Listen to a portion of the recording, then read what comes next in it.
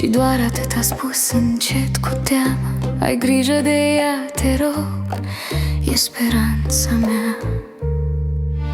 Tu stăteai rece cu ochii tăcuți, inima-ți iarnă ziduri nămuți. Și n-am știut atunci, în clipa grea, că altă viață te chema deja.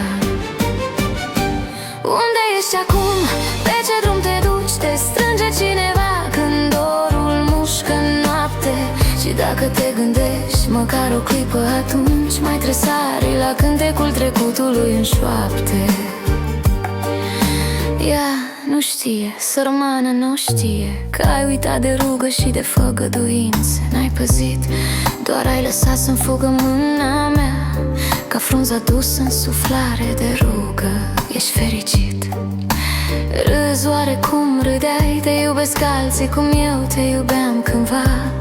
Sau doar te împinge vântul, frunza toamnei, pe drumuri goale, fără țintă grea? Unde ești acum? Pe ce drum te duci? Te strânge cineva când dorul mușcă în noapte. Și dacă te gândești măcar o clipă, atunci mai tresari la cântecul trecutului în șoapte. Sărmană mama, încă se roagă blând, crede că mi-ești aproape pe pământ. Dar eu știu bine, inima ta pleacă și doar tăcerea și glasul ei ne îmbracă. Când mă va întreba ce să-i răspund, să-i spun că vântul te-a purtat în rând de alte visuri, alte mări al dor, și că acolo altcineva te aștepta ușor.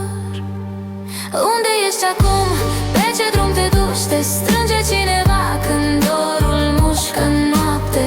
Și dacă te gândești măcar o clipă, atunci mai tresari la cântecul trecutului în șoapte. Cum să-i spun că încă doare-n piept, că fără tine nu mai pot să încep, că fiecare vorbă spusă de tine taie și azi ca lama în mine.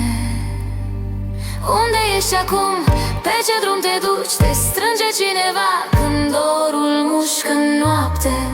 Te iubesc oarecum te iubeam eu ieri? Sau ești doar frunza dusă de vânt spre serii? Și dacă te gândești măcar o clipă, atunci mai tresari la cântecul trecutului în șoapte.